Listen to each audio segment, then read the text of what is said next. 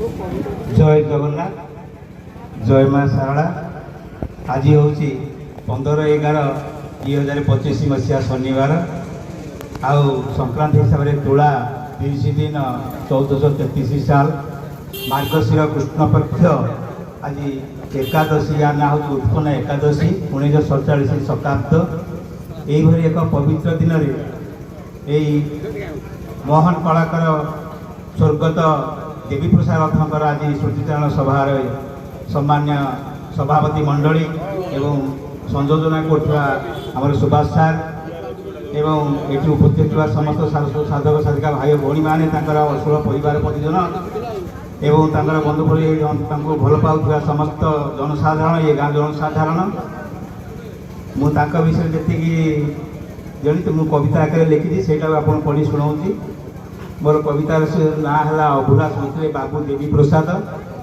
लोक कथा अच्छे आज मरीगले कालिकी होइब जे दुई दिन संसार सबू मोह माया छाड़ी परम ब्रह्म ठारे रखरे मन।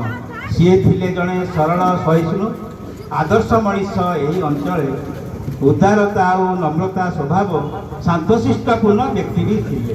ईश्वर विश्वासी धर्मपरायण हिंसावाद शून्य थिलेटी सीए मिठाड़िया कथा पर उपकारी मानवीय गुण मन को छुए निर्भीक भाव में दृढ़तार सह निज मतामत देउजे थिले। निस्वार्थपरता गुणटी थिबारु सभिकर प्रिय भाजन हेले। एकाधारे थिले समाज सेवक अभिनेता और जे निर्देशक उच्च कोटीर जे अभिनय द्वारा मुग्ध हेउथिले सबु दर्शक। आकाशरु बड़ सागरु गभीर तांकर हृदय आउ स्वभाव यही सबु सद्गुण अन्यठारे पकाउथिला जे बहु प्रभाव। जन्मस्थान तांको पारादीप गढ़ कुजंग अटई मंडल नाम प्रिय पुत्रकर पिता माता देले देवी प्रसाद जे सधार नाम। बुटुरथ तांको डाक नाम भावे सबुठारे दिले जेपरी चित।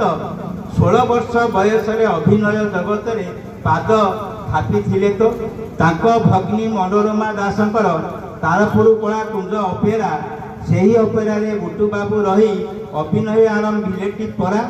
नायक खलनायक आउ पिता भूमिका रे पाठ करुजे थिले निखुण भाव में अभिनय करी दर्शक मानक मन मोहिले। कलाकार महल रे देवींकर मामा नामे थिला जेपरी चित।